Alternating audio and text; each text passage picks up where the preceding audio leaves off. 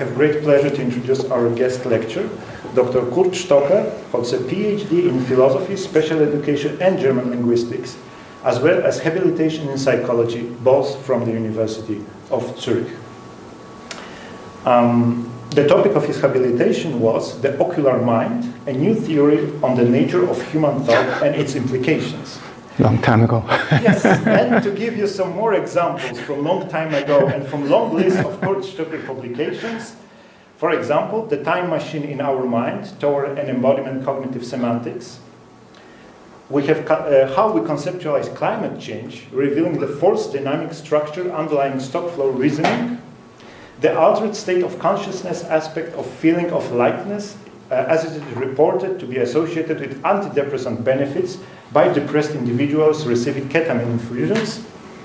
And recently published, The Revival of the Psychedelic Experience Scale, revealing its extended mystical visual and distressing experimental spectrum with LSD and psilocybin studies. Besides teaching at University of Bern, Swiss Federal Institution of Technology, Zurich, University of Zurich, University of Fribourg, Dr. Stocker led and leads many scientific projects, including some past project, Ocular Mental Time, at the University Hospital Zurich, and Theoretical, Empirical, and Applied Psychology, also University of Zurich. Currently, he leads the project Consciousness Studies in affiliation with the University of Zurich and Federal Institute of Technology Zurich. Also, he is a member of the research group Psychopharmacology at the University of Basel.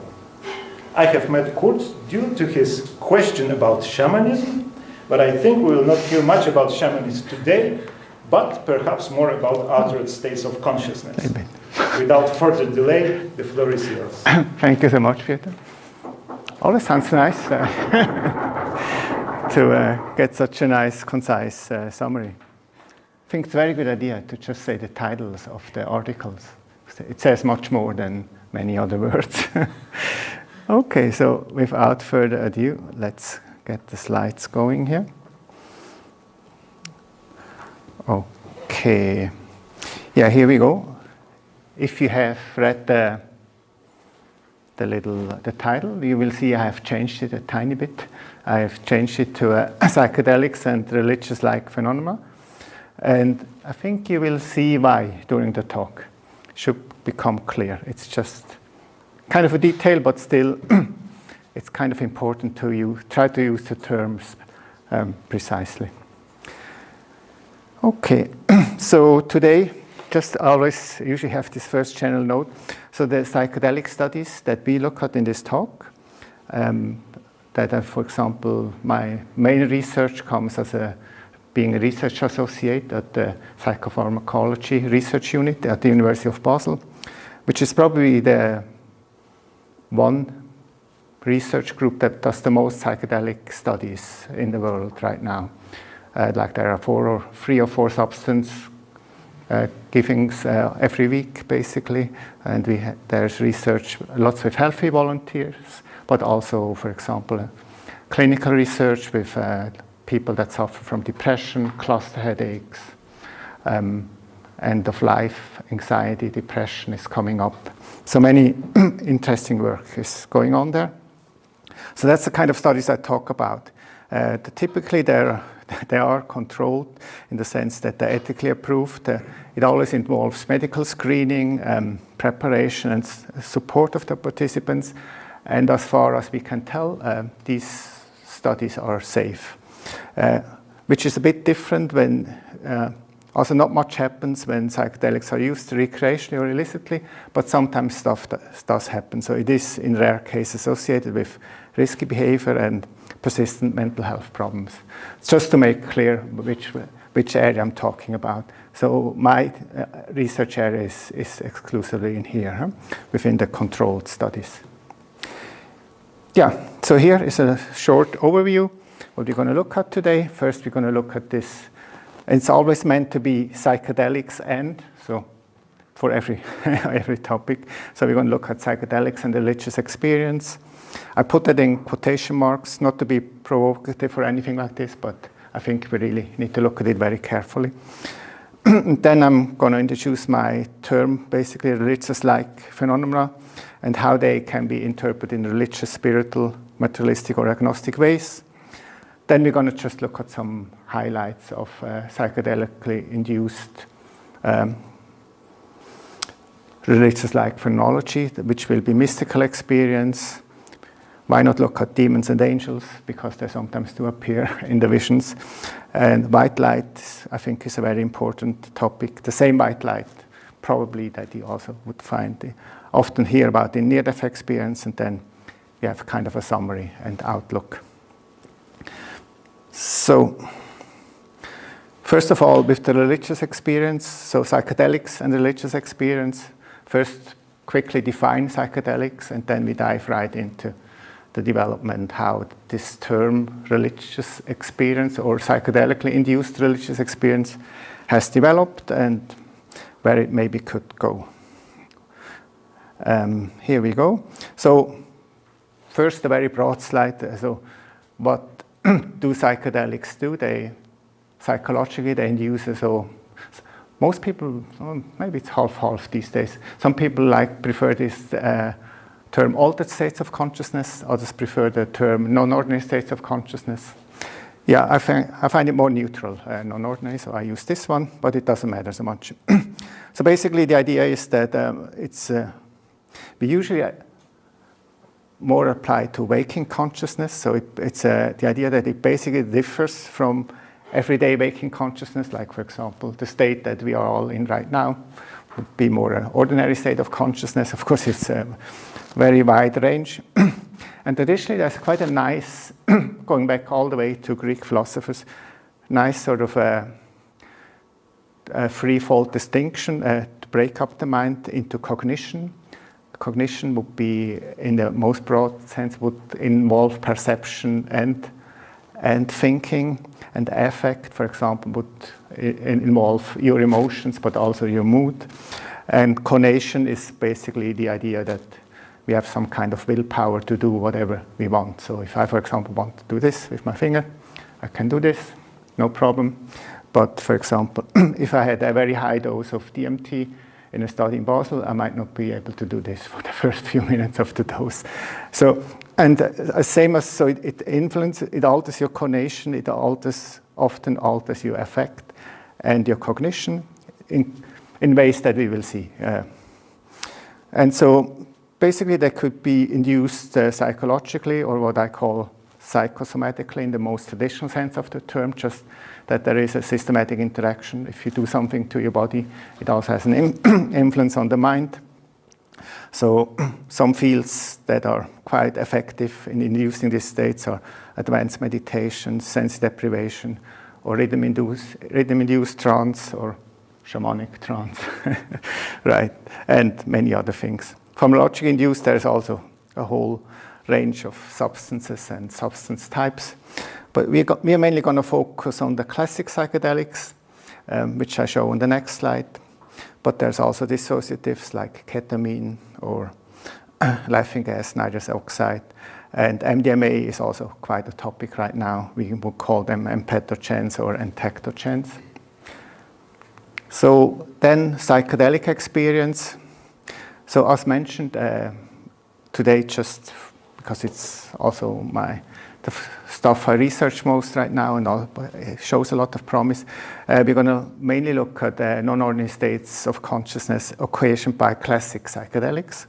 So these are all these names that you've heard before, probably LSD, psilocybin, mescaline, DMT.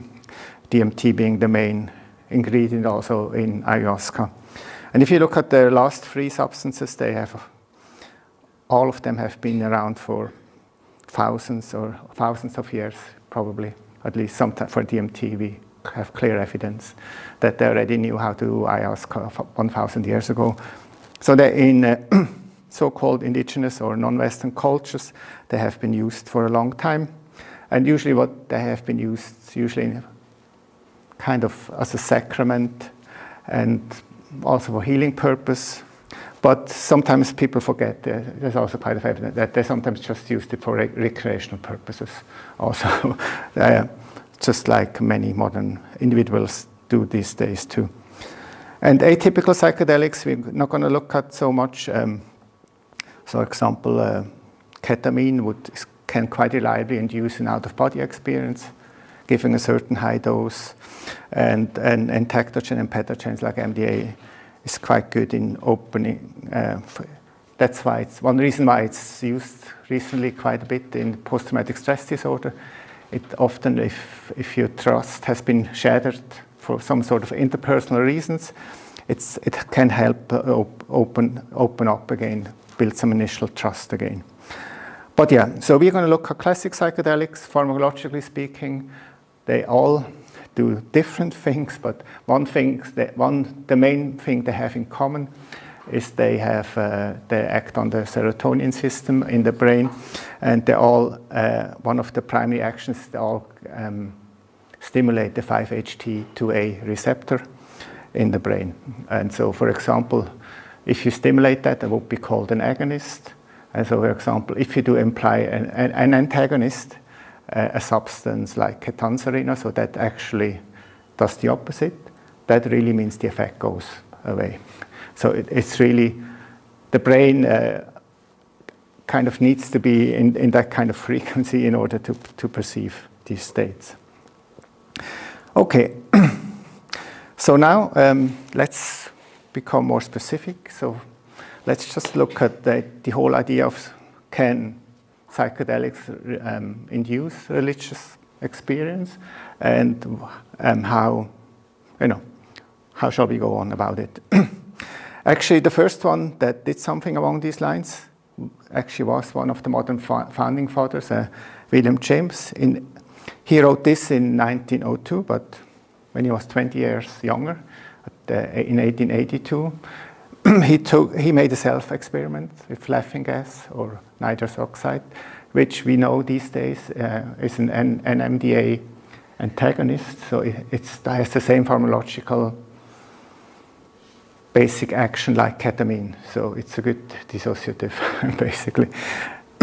And so if you ever want to read this, it's really quite good. His main experience was that any kind of opposites seem to dissolve in something that seemed to be beyond these opposites. But basically, so if we, it's a really great book, Varieties of Religious Experience, because it's basically a psychological, phenomenological book. So he says, if the inquiry be psychological, not religious institution, but rather religious feelings and religious impulses must be its subject, and I must confine myself to this more developed subjective phenomena recorded in literature. So he basically talks that he wants to look at the religious phenomena. And what does phenomenological mean? We're also going to define this a little bit later. And typically also some people then do think they can actually experience something quite meaningful that might be a bit more than just an amusing hallucination, say. So he's, for example, in relation to his and other dissociative psychedelic-induced experiences, says, I know more than one person who's persuaded that in the nitrous oxide dissociative psychedelic trance we have a genuine metaphysical revelation.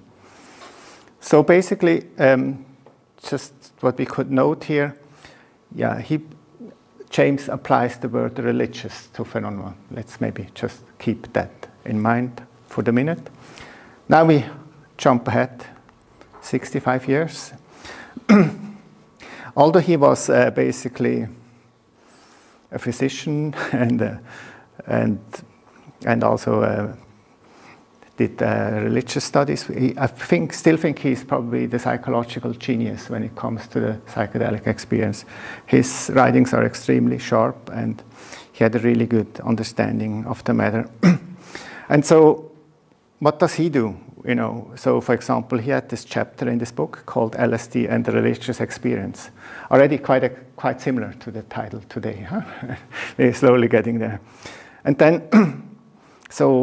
but the basic point is not everybody that has this experience might not want to, even if they go in this kind of religious-like direction, they might not want that you apply that term, right? And he shows some sensitivity towards this issue. And then so he says, an important consideration is whether or not such mystical experience, we're going to look at this term in a minute, are religious. And then he just says, rather than labor the point, the following examples of actual experimental mystical experience may help the reader to decide whether such experiences would fit his personal definition of religions. And he quotes a theology student, but then he quotes people suffering from alcoholism, which probably did not have that same sort of religious background. So these two quotes are actually from people that have suffered from alcoholism and then they get a LSD session. It's always, when you do this, we always call it psychedelic assisted psychotherapy. So it's very important. In these, for example, also in those days, these people would be prepared for weeks and 20, 30 hours of careful preparation before the LSD day. So for example, he cites, and these are statements written by these patients about their experiences. For example, I could freely feel my body dissolving and actually becoming part of the goodness and peace that was all around me. My heart was filled with joy that was overwhelming, just the beauty and peace that I have never known. At this point, I felt that time was thousands of years ago, thousands of years from now, and now. So kind of body and time transcendence. And his approach is, I don't want to put words in your mouth. Decide yourself if you would call them religious or not, basically. And I think we still should go one step further, which we go in a minute. And so just to show that, I think 1967, that's a long time ago, but 2015, he is a colleague. Walther Pahnke unfortunately died when he was 40 years old in 1971 due to a scuba diving accident. His colleague, William Richards, which I visited last 2 summers ago, he's still alive. He's still actually working as a therapist, although he's now 84. And the thing is, he's actually, he's one of the two maybe people on this planet that have most experience with psychedelic assisted therapy, because he's had treated hundreds of patients. There's only one person, Stanislav Grof, he's treated thousands of patients with psychedelics. So, but these are, if these people say something, they usually have quite a bit of experience. They're not just, they're doing theories, but they derive them on a lot of experience. So, for example, just look at the title, Sacred Knowledge, Psychedelics and Religious Experiences. And then you go like, so how does Bill actually go on about it? And so the first time it's mentioned is, as will be apparent, the content of this book unfolds this growing edge of science. Also is a frontier of religious and spiritual knowledge. And then the thing is, I think worthy of note is that he has now added the word spiritual. So another term, which is a bit hard what to do with it. But at least in the beginning of the book, there's no attempt to define these terms in any sort of technical way. He just basically assumes that we sort of know of what we mean by these terms. At least that's how the terms are introduced. Now, what's that? 120 years after William James' varieties of experience, Yaden and Newberg said, hey, let's do an update of this. We have all this exciting neuroscientific research, and we still have these brilliant ideas from James around. And so they decided to do basically an update. And it's very much, they write a lot about James and everything. And they decided to call it spiritual experience. So let's just see what they write here. We are aware that some people and scholars may not agree with this usage, but we feel that spiritual experience can include all religious experiences as well as the large variety of other experiences that may be referred to in religious, spiritual, or even secular terms. We will see that a number of agnostics and atheists, such as Bertrand Russell, Sam Harris, Barbara, have had such experience that they refer to spiritual or mystical, despite their lack of supernatural beliefs. So basically, I think it's an interesting idea, but if you look at it carefully, what you will see is they basically use the word spiritual now as an umbrella term. At the same time, they also use that, but then they still categorize spiritual, religious, and other experiences. So in a way, it's a bit problematic, like then all of a sudden the thing means two things. But at the end of the day, if we take this at face value, so if an atheist had a very deeply moving experience that he would interpret in atheist terms, if you just apply this logic, you would still say, well, he had a spiritual experience. And I think that's still problem. It's nice that they try to solve it one way or the other, but I still think we still should think about it a bit further. And now, Pietro mentioned this article that has been out for a few days right now. Then because when you actually, like I do, for example, I've done more than 100 interviews with psychedelic participants, asking them what they actually experience. And I mean, quite often you come across many things that you could categorize as religious. So we somehow must deal with this. So our approach was something like this, clearly separating the phenomenological and the interpretation levels of such experience. We prefer to refer to such particular psychedelic experience at the phenomenological. We're going to clearly define this level, not as a religious experience, but as a religious-like experience. And the idea now is, usually when I say, the first thing when I use the word religious-like, people say, you kind of want to water it down, You don't want to be too pushy, so that's why you don't call it, you want to be careful. That's why you don't call it religious, but rather religious-like, right? But the idea is more, we just need a term, a sort of technical term, and the idea is it's more meant to be an empirical term that can stand for experience that phenomenologically just match a religious or contemplative experience. So, for example, you've seen a white light, and then you go through the religious study, the religious literature, and you find it all over the place with the mystics. So in that sense, it would be religious-like because, we have a match.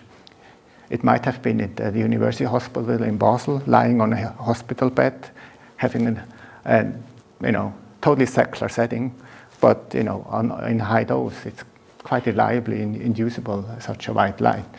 And so in that sense, it would be a religious-like experience. But then we have the modern individual, which could then interpret it maybe in religious spiritual terms, but also maybe some people also are just amazed by their amazing brain, what the brain can do under LSD.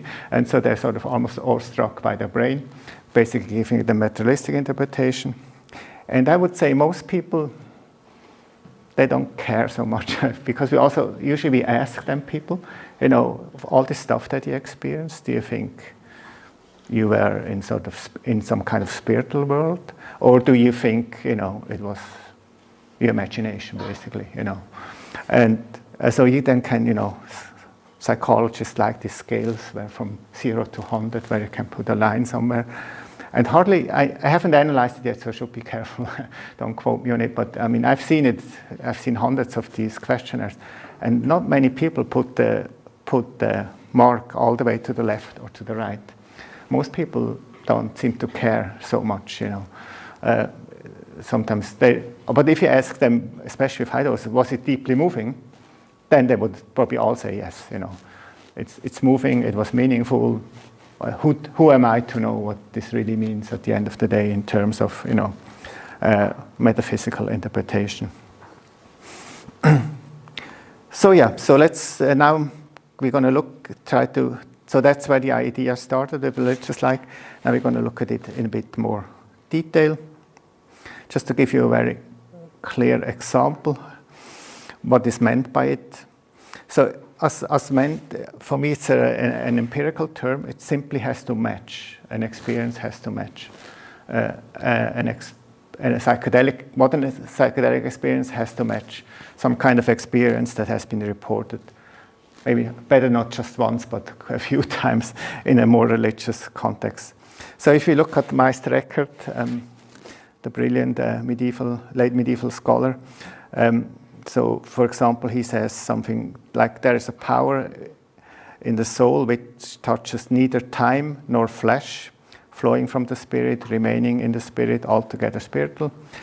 So basically, not touching time, not touching flesh, meaning he believes that there is something like a soul which can exist independently of time and independently of the body, right? Neither touched by time, neither touched by flesh. So that's a pretty straightforward idea. So basically implies that somehow being existing in a timeless realm, in a bodiless realm, seems possible. And so if we then take the quotes here from, we had them before, from Walther Pahnke. Actually, there are quotes from Sanford Unger, which was a great psychotherapist, early pioneer. He knew Huxley, for example. And then so people just experience things like, at this point, I felt that time was thousands of years ago, thousands of years from now, and now. And you could even look at more quotes from Meister Eckhart. He almost says the same thing, basically. In one of his sermons, he says, the time since creation, the time which I'm here right now, and the time that comes in these deep religious states, this is all now. So he talks basically, das Nun, das ewige Nun. So very similar ideas or experiences. And then you can also have feel independent of body. So you could feel, although your body kind of dissolves, often people say the body was no longer here. It's becoming a totally irrelevant entity. But you still, your consciousness still seems to be totally intact, and you still experience things. So in a way, so then I think these two things, like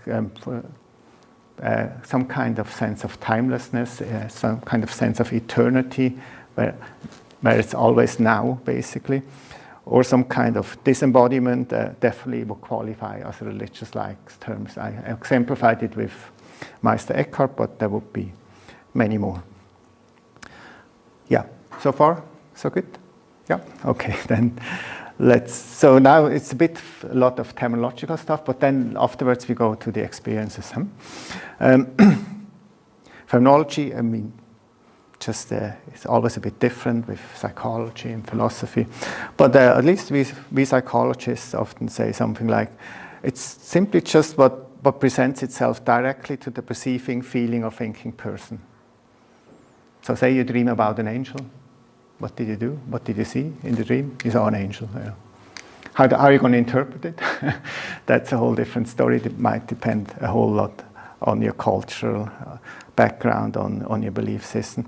And then the other major term would be interpretation. That would bring us, with religious-like phenomenology, would automatically bring us to metaphysics. So then you somehow go beyond the phenomena, just you go beyond just what you have perceived, felt, or thought by instantly, but you might put it in a context. So you saw an angel. Somebody said, "I know. Yeah, I have a very original brain," and I say, "Oh no, whoa, this really meant something." Of course, it was still symbolic, but I was deeply connected to a deeper reality, and so that would be what do you do then? You basically assign meaning, and you basically bring it into context with other knowledge in order to try to explain, understand something. And so my main research, although I have all these slides now, but I'm mainly interested in phenomenology, because I still think it's interesting how people interpret it, but the phenomenology is just sort of the face value, and you can just see if it correlates with interesting outcomes like antidepressant outcomes and so on. Okay, so now we have 3 slides on the interpretation that I think, so we basically, so now if you have something, say Say, for example, you felt, we also have these examples here from, just say you had this so you had a high LSD session, and you just really felt that your body was that you became basically bodiless, and it just became irrelevant. But you it really felt a bit like you exist kind of basically independent of the body. So if you now were a spiritual person, then you might, I believe that spiritual and religious worldview, because people often say, oh no, don't use the word spiritual. It's the most wishy-washy term I've ever come across. But I think, I still think that it basically, when I sort of survey it, I think it usually involves a belief, and also goes for religious, that consciousness somehow also can exist independently of the body. Now, be it a sort of more individualized form, like a soul, or be it more the world soul, like Plato, more collective. Doesn't really matter, if you believe individuality survives or not, but usually somehow there seems to be a belief that this something that could be called consciousness exists also independently of the body and the brain. And so the religious version, and that maybe is also important, that it also often involves the belief that you don't actually have to die to experience that, but if you go into very deep non-ordinary state of consciousness, you could actually experience this. So that's kind of an important point. And the religious version, I kind of like this from Kripal, because he says, religious version is if you kind of have this. So religious they would all, both think that consciousness somehow can exist independently of the body, and in the religious version, you basically rely on some sort of authority that comes not from within you, but at least not totally, but also from without. Say, for example, from a revealed scripture. And the spiritual version is more, you could still be inspired by such scriptures, but at the end of the day, you are your own religious authority. You decide on how you make up your belief system of how there can be such a thing as consciousness existing independently of the body. Then we have the materialistic worldview. I think that's the belief that the body, especially the brain, we could maybe say creates consciousness, but maybe that's sometimes already too much for the people with this belief system. It often feels that as they mean that they think it creates kind of an impression that feels like we have consciousness. So very, very much illusion type-ish. And this, of course, implies that no form of consciousness can continue to exist after death. Agnostic worldview, complicated term, but I think among other things, it does involve the belief that it's unknowable, in principle, whether or not consciousness also exists independently of the body.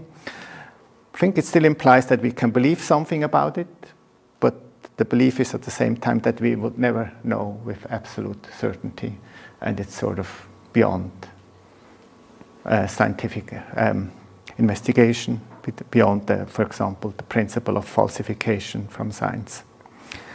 Okay, how are we doing time-wise? Yeah. So, yeah, now basically, there was quite a bit. Now, maybe brief ones. So now basically, I've tried to show you how we maybe could, so for example, if people experience timelessness, bodilessness, white light, and so on, how one could go on about it, basically dividing it up. So we say there could be religious-like phenomena that can be interpreted in many different ways by the modern individual. And so we basically going to just look at this. But just to let you know, we work with heuristics that we have 3 basic types of psychedelic experiences. The other one would be, so basically religious type, we could also call it it's often transpersonal stuff, so things that go beyond your individual psyche. But many times, especially also with the not so high doses, or if you just seem to have some sort of pressing issue that you need to work through, many of these experiences are quite autobiographical. So, for example, age regressions are not too uncommon, and they sometimes you really have the sensation that you actually almost shrink and you become that child again, and you enter this sort of visionary world where you just seem to be almost there again, as if it were real. So it can be, can be very impressive too. And then tripartite mind. This just means this threefold distinction that I've mentioned before in cognition, affect, and conation.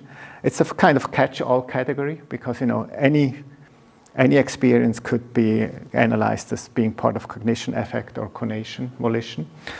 And so the idea is it's sort of, if it doesn't fit the religious-like type or the autobiographical type, we just put it there.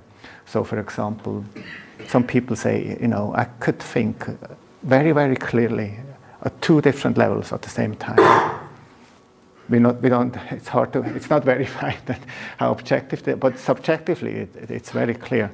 So that wouldn't be religious-like, that wouldn't be autobiographical. So, but it would definitely be non-ordinary cognition. So, we can, anything that doesn't fit there, we could put there.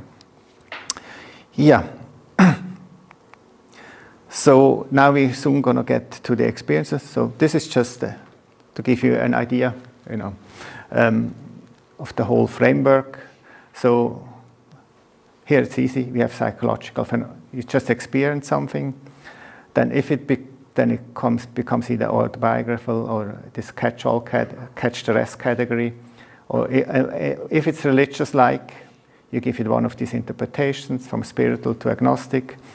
And then you so religious-like phenomenology, interpreted spiritually, I think that's definitely a spiritual experience.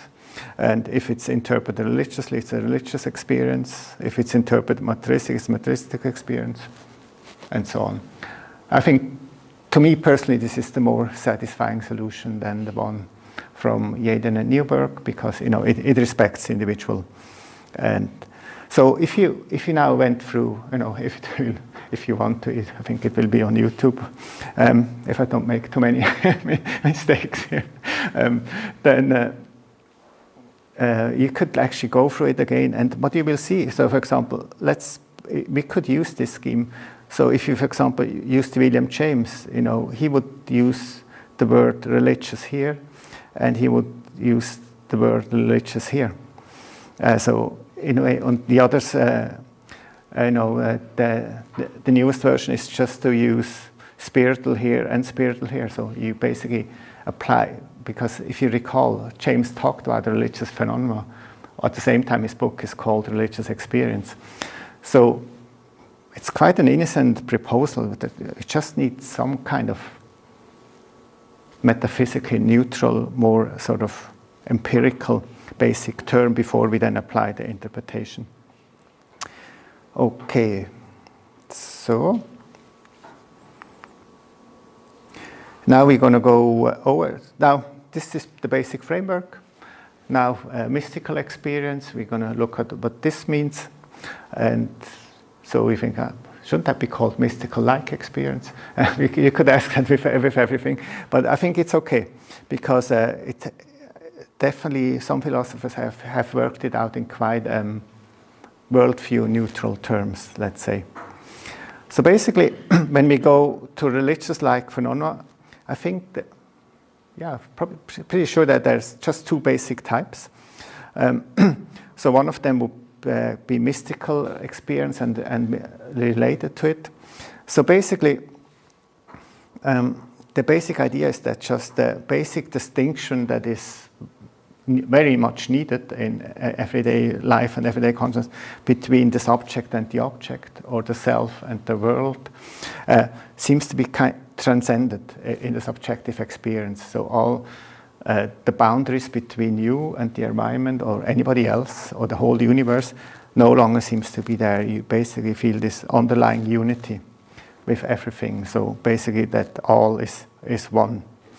And then, but you have some related experience that still goes along with mystical experience, but that would be the core. If there is no transcendence of the subject-object dichotomy, then technically speaking, it would not be a mystical experience. There's also quite often visionary experience that doesn't necessarily have to be religious-like. That's why I put it here. Visionary experience, some people also just call it hallucinations. That's another idea. Basic idea is just that you see, or better say sense, hear, just perceive something with a compelling sense of reality. So for example, somebody, that could just be a person standing here, under the psychedelic influence, but nobody else sees it, right? So if you see something with a compelling sense of reality without any corresponding sensory input, then you could call it a visionary experience or a hallucination. And so, but basically the idea is that usually, so people sometimes have awe-inspiring encounters with entities, for example. You hear that often with ayahuasca ceremonies, you had these encounters and there was some kind of interaction. But as long as you have an encounter with an entity, there is still the self and the other, right? So the self-world, the self-other dichotomy is not transcendent. So that's why it can be a very impressive experience, but it would not be a mystical experience in that sense. So what makes the mystical experience religious-like? That's Stace, who worked out the conceptual core. I mean, there were others like Rudolf Otto did a lot of work too, few decades before him. But so he basically went through many scriptures and even included a little bit of psychedelic experience to work that out. And I think what it makes it religious-like is that he says, for example, atheism is not as such, I believe, inconsistent with introvertive mystic experience. For as I have seen, the concept of God is an interpretation of the experience, not part of the experience itself. So here we go. He also thinks it's very important to distinguish between phenomenology and interpretation. And for him, the phenomenology would just be, somehow we have the feeling that any kind of distinction whatsoever between me and anything else in this world has been transcendent. And now, here's just the idea. We're going to skip this slide a bit, but this would be the core. Always this idea that there's this oneness, and there's more peripheral things like sense of peace, that it's ineffable, that time and space have been transcended. These can also often very much correlate with the experience, the mystical experience, but it would not be the core experience. Right. So. Then we have this slide here, and this slide here is now trying to convince you that it's worthwhile to look at mystical experience. But basically has been done is that the work of Walther Stace, he basically summed up mystical experience, the core, what he calls the common characteristics, on 2 pages, and psychologists have turned that into questionnaires. And one of them is called the Mystical Experience Questionnaire. And so if you look here, here we have people that have suffered from anxiety and depression because of life-threatening cancer. Not so surprising. And what really happens is if you give them a moderate dose of psilocybin, there's tremendous improvement in reductions of anxiety and depression, and takes a bit longer because the follow-up goes all the way up to 4.5 years, where you still find, when they're still alive, of course, where you still find this reduction, and also the death anxiety has really decreased. So, and basically, here we just see these things: mystical, positive mood, transcendence of time and space, ineffability. So what does it all mean? So why not, I think we're going to be fine with time. I still have another 20 minutes or so till the break. Okay, so now, finally, not me talking. Why don't we look at the video for about 3 minutes of a psychedelic experience? Back in the 50s, when the major LSD research started, you could still film the participants. and they just reported live on what they experienced. And if you want to, what you could do, just make some mental notes of what strikes you as non-ordinary. So if she would say, it's a bit chilly, could you please close the window? That would be ordinary. So anything that would strike you as non-ordinary. Let's hope it works. It's about 3 minutes. Well, I couldn't possibly tell you. It's here. Can't you feel it? This whole room, everything is in color, and I can feel the air. I can see it. I can see all the molecules. I'm part of it. Can't you see it? I'm trying. Oh, it's like you're released, or you're free, or I don't know how I can tell you. How do you feel inside? Inside. I don't know inside. Is it all one? It would be all one if you weren't here, and if nobody else. Yes, everything is one. You have nothing to do with it. I am one with what I am. I can see everything in color. Everything. You have to see the air. You can't believe it. And the dimensions and all the prisms and the rays and everything coming down through you and moving. What does this all mean to you? I've never seen this infinite beauty in my life. It's like a curtain or a spider web. Can you see it? It's right here in front of me, right now. Watch. No. Good heavens. You know what went through me? It passed right through. Could you feel it? I was, me? I wasn't in me.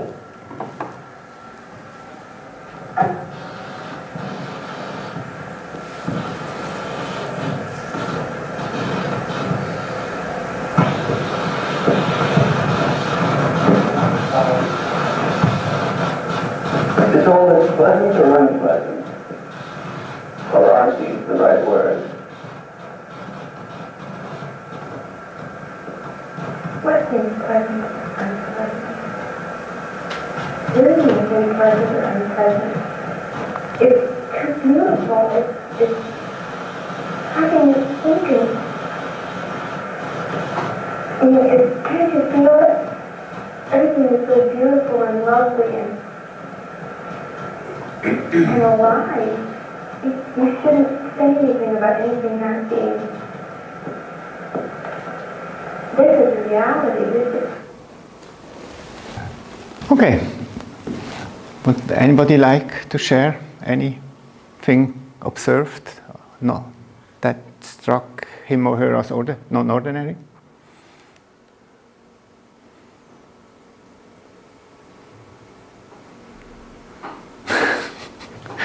We're YouTube, yeah. Yeah. Well, there's certainly the part with the oneness, like I am one, I'm everything, something like that. Although he kind of asks her, but then she finally thinks, yeah. Some kind of an extrasensory perception with noticing or being able to not really see particles or molecules or something like that, she said also. Yeah, I repeat a bit because of the recording, maybe. Then, when people talk in the room, will that be recorded? It's better if you... If I repeat it, huh? Yeah. So extrasensory perception, basically also seeing things that are not there, right? And actually also one notice, she's not just seeing it, she really feels connected with it. She feels like she's part of this. Yeah. I find quite interesting that although she's talking about seeing, can you see things? Her eyes, they never move. She's not like actually seeing something out there. It's a gaze that is turned inside. Yeah, yeah. Which during the whole experience. Which probably would also imply that, you know, your gaze kind of disembodies a bit. Because usually we might not notice this, but even if you just think in mental terms, it's always coupled with the eye. So if you ever would try that in a quiet minute, you would close your eyes and then just concentrate, then you would mentally go to your toes, and then you would realize when you do this, your eyes look towards the toes. And if you then try to stay mentally with the toes, but move your eyes inside without opening them up and look upwards, it usually doesn't work.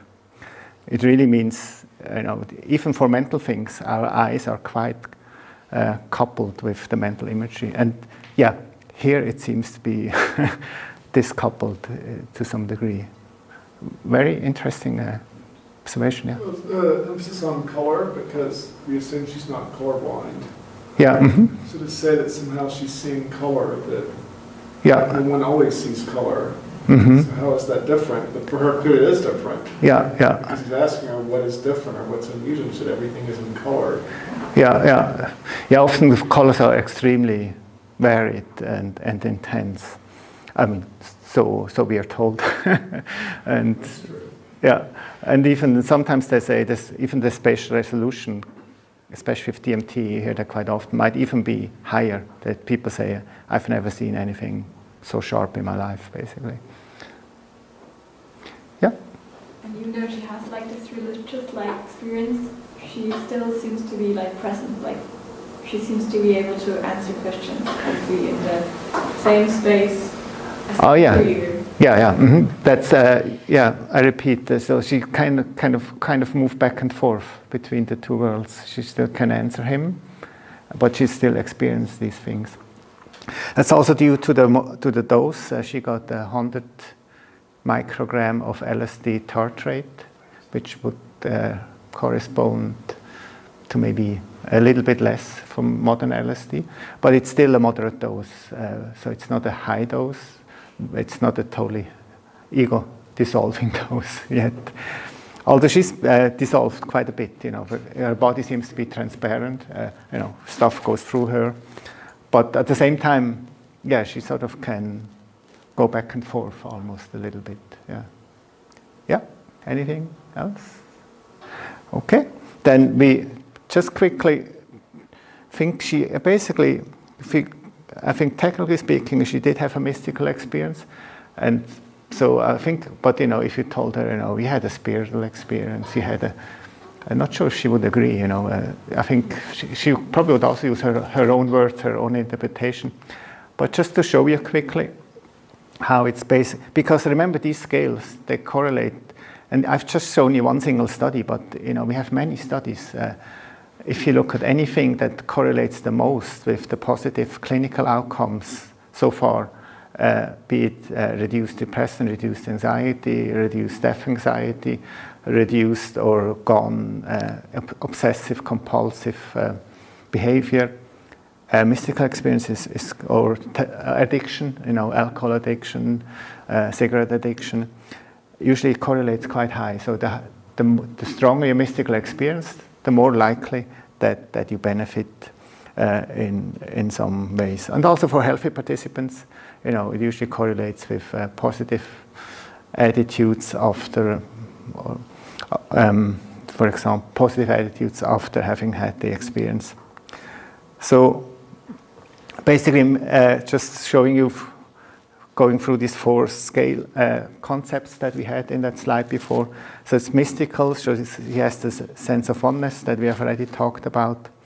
Then usually there's something called like positive moods, sort of a sense of amazement, and that's definitely also the case here. Try to make this a bit bigger for me here.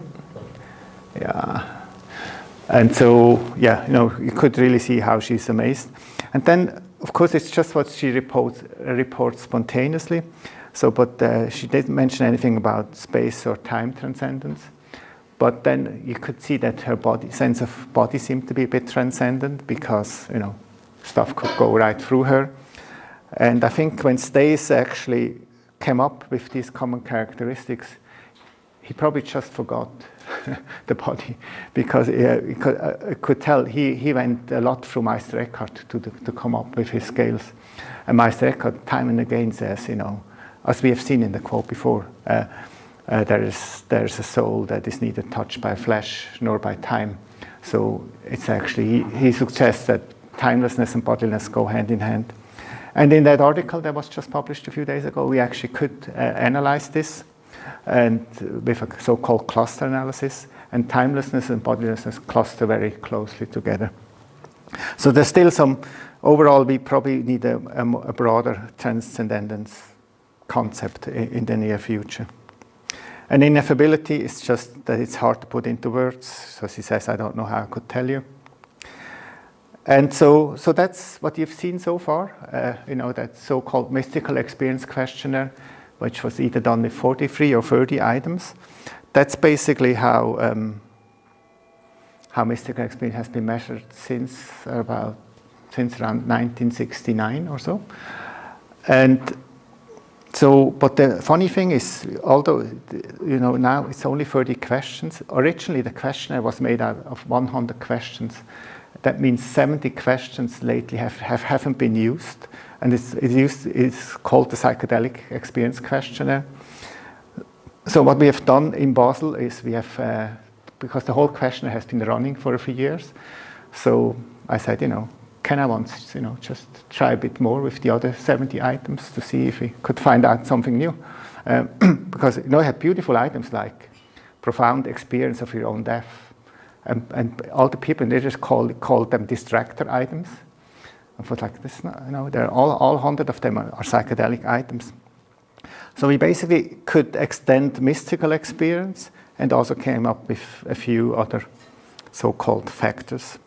Just to give you, no, this, don't look, maybe just look at the green. I just want to show you not a complicated style, but our basic logic is. We had two more, so out of the 70 non-used items, we put some items together into a group that we call paradoxicality, and one that we call connectedness. I'm going to show you examples in a minute. And according to the literature, they should actually also belong to the mystical experience. And so what we did is we thought, first of all, they had to become factors, which is quite a complicated technical story. But then we thought, you know, because the core is here number one. The core is this oneness. And we thought if our new scales correlate quite highly with the core, then it would make sense to also let it count as mystical experience.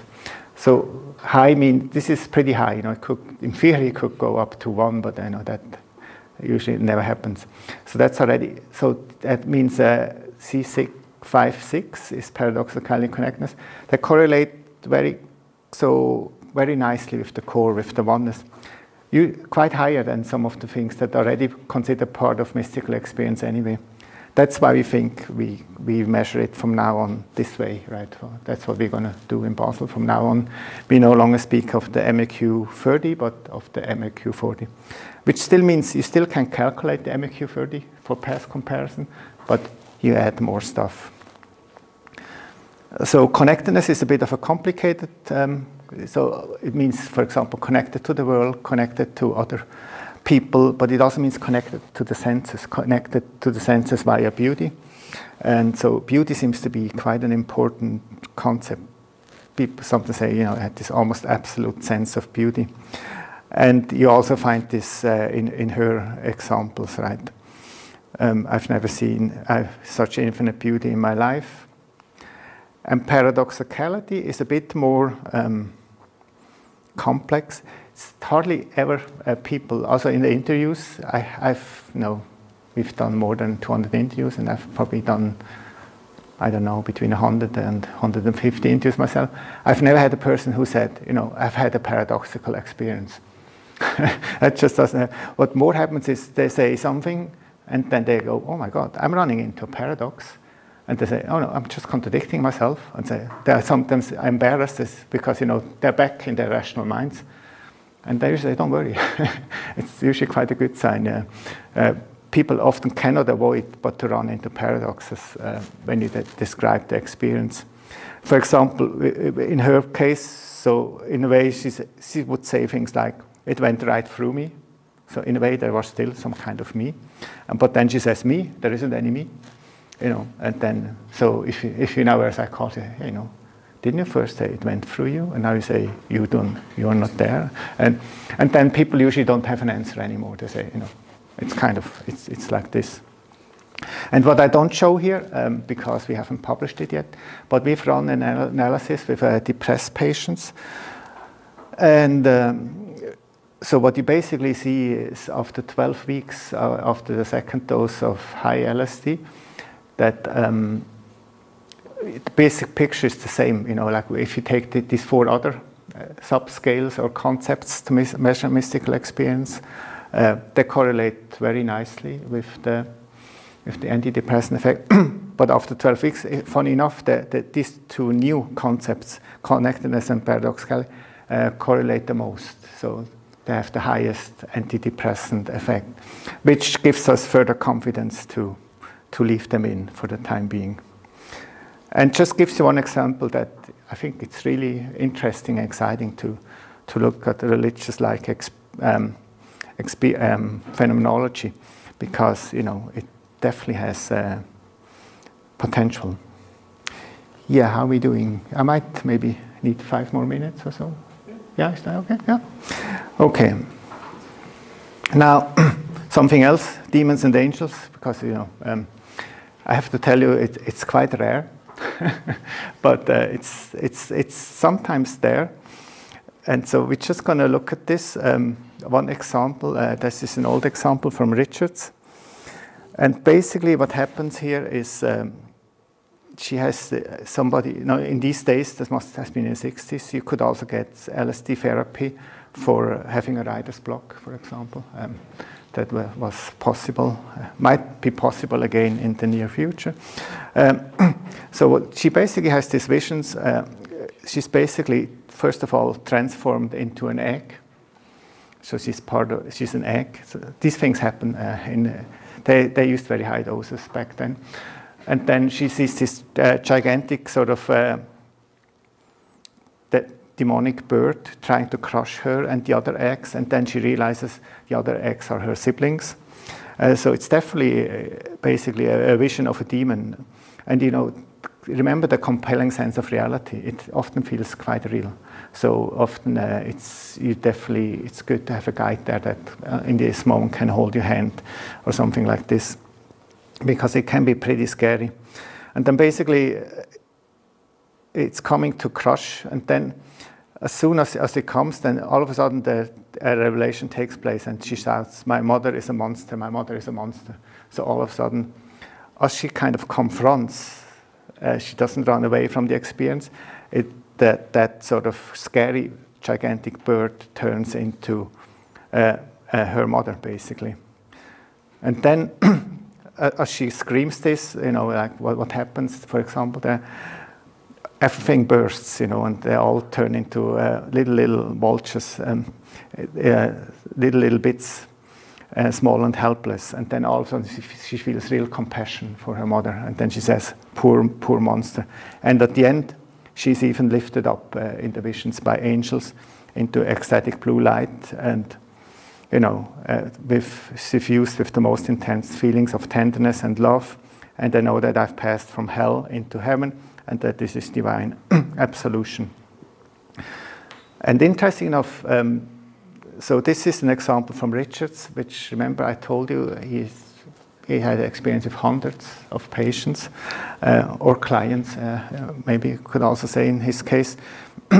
And he says basically quite reliably, when this happens, when you have a demon in your psychedelic vision, and you somehow confront it, usually then the image always discloses its meaning. So quite often it's, for example, an abusive babysitter, one's own shameful past, or something, some dramatic kind of event that was symbolically presented to you, for example, as a demon. And I think that's because, if you say, if you just went very simply, demon, angels, do they appear originally in religious context? Would of course say, oh yes, so that's religious like phenomenology. And I find this an interesting example because it definitely shows us that sometimes we must at least, from a cognitive viewpoint, we must at least assume two levels. So there's like a service level. So for example, you see a demon, and this is a kind of religious like phenomenology. It matches. People have talked about having the visions of demons. But at a deeper level, here it seems to be representing an autobiographical event agent. So, for example, a traumatic past event, which makes it kind of interesting. It shows that we, at least for some experiences, we at least need to assume to have two levels. And of course, quite relevant for therapists to know that, so you can assist a client or a patient who has such visions. But so when we ran through this very old questionnaire that we have revived now, with hundreds of filled out questionnaires on LSD and psilocybin sessions, we also gave demons and angels and so on a chance. But overall, it's just too rare, so we couldn't really put them in. But the thing is that we still keep them in, and we still give people themes that they can explore, because we still think just because not so many people have these experiences, and also we don't have that many high doses in these studies, we shouldn't kick these questions out, because in an individual context they can be very meaningful, like we've seen with this woman that suffered from a writer's block. So we tried to make a point that, so we published, and also the whole questionnaire was impossible to get. It had been forgotten, basically. And nobody had published it. It was only published in a dissertation in 1975. So for a few days now, everybody can download it. And we also have still these questions, and I think we definitely should leave them in for future research. And here maybe as the final thing, the white light. White lights have been, for example, also Walther Pahnke had an experience. So that's good if this is on YouTube, if people want to, then I can pause and read it in peace and quiet. I do this very quickly. But so, I just read a bit. The most impressive and intense part of this experience was the white light of absolute purity and cleanness. The associated feelings were those of absolute awe, reverence, and sacredness. So he's totally deeply moved. In the end, he says, it's something worth staking your life on and putting your trust in. And what we've done in the discussion in our article, there is a concept that we could look at, and we did look at it, but we couldn't publish it yet. So-called personal transpersonal transition. That means, according to the literature, according to these two therapists that have the most experience in the past, Stanislav Grof and William Richards, if you put their writings together, you get something like this, that often before a mystical experience, what happens is one of three things. Either you have especially if you have some issue to work through, either you have a very convincing feeling of dying, or you have a very convincing death experience, or you have a very convincing feeling that you're now going insane. That's it. They gave me too much. I'll never be normal again. So very, very frightening stuff. Or you have this total feeling of disintegration. And now, since all these items are in there, we could actually analyze this. And then if you just say, if people had one of these experiences, and if you then think, does this relate to mystical experience? Do you need to go through this sometimes first? Then it correlates very nicely. There's a high correlation. But according to people like Grof and Richards, there's still a step in between. Often, as you die, or as you think, okay, I'm going insane, as you kind of go with the experience, get the courage somehow, often by holding the hand of the guide, then people often all of a sudden get into this realm of brilliant white light or golden light, or have somehow the feeling of being reborn. If you want to see one, there's a very interesting episode in Netflix, How to Change Your Mind, Part 2, psilocybin, where a patient with obsessive-compulsive disorder turns into a tree. He also has a very convincing dying experience, and then is reborn as a tree. So that stuff, definitely does happen. And if you now put that in between, then the whole effect is no longer explained directly from, say, dying or going crazy, the mystical experience. It's all mediated through either seeing this brilliant light that also impressed Walther Pahnke so much, or being kind of reborn in one way or the other, be it as a tree or whatever. So that also shows that I think it's a really good questionnaire, and we still can. So far, these are just ideas. I mean, we've analyzed them, but we haven't published them, so that makes them ideas. Okay. And so maybe just quickly, summary, to sort of bring it all together. I think religious-like phenomena can be interpreted in many ways, religiously, spiritually, materialistically, agnostically. The core of mystical experience, I find that since this one is so important for research, I think it's important to stress that it's a phenomenological concept. It's important to stress that mystical experience correlates quite strongly with increases in mental well-being, be it with healthy individuals or with patients. And also find it interesting that some things, in a way we're sort of lucky, right? If demons then turn into autobiographical events, then they don't really exist, right? So for some stuff we cannot simply think it's just one layer of meaning. We need to definitely take more the symbolic representation of the material into account. And other things, maybe a bit less dramatic, that I, for example, find right now, but I haven't published it yet because we do lots of qualitative research. Because you often find, for example, I call it the interpersonal circle. That means, for example, you have in the vision, all you, for example, a dad, and then here's your wife and your kids, and they're all kind of in a circle. And you also kind of want to get into the circle, but you kind of have a slightly twisted angle, and you kind of need to, in the vision, you really need to move around and then also it makes click, click. And then, now you're all of a sudden part of that circle.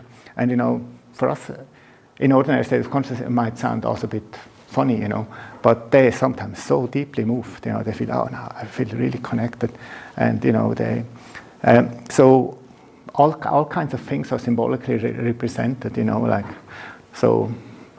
abusive parents, for example, as demons, family relations as circles, and so on. Definitely something worth looking at. Yeah, and I also think this personal transpersonal transition should be looked at more. There is a new questionnaire now on white light out, for example. Yeah, and overall, it's very important to remember that what I would call psychedelic religious-like phenomena, the research it's really in a very early stage. We still have lots of work to do. Well, so much for that. So thank you so much.